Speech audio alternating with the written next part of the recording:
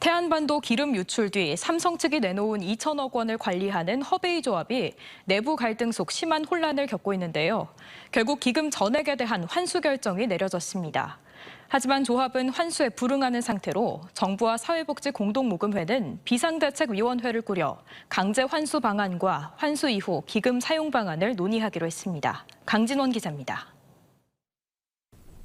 지난 2007년 태안반도 기름 유출 사고 뒤 사회복지공동모금회가 삼성중공업의 출연을 받아 허베이조합에 맡긴 돈은 2024억 원.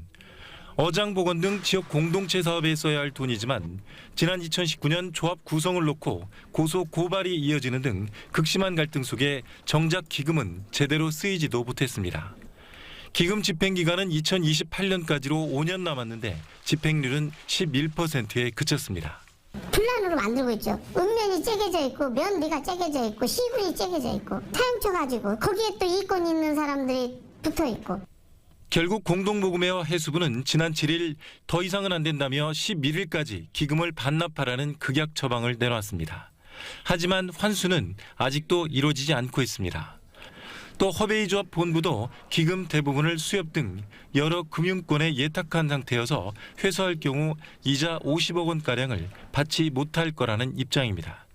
특히 정부가 환수 이후의 대안도 제시하지 않았다며 지금은 돌려줄 계획이 없음을 분명히 했습니다. 환수를 하면은 후속 조치를 어떻게 할 것인가 그런 것도 없이 지금 무조건 환수 조치만 해달라고 하니까 지켜보는 거예요.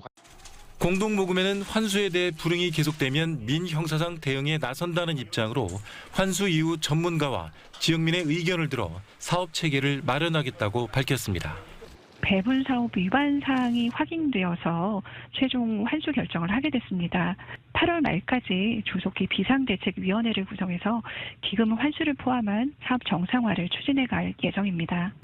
하지만 지역에서는 기금 환수 과정에서 그동안 기금 사용 적정성에 대한 조사와 함께 관리감독 소홀에 대한 각 기관의 책임도 물어야 한다는 목소리가 나오고 있습니다.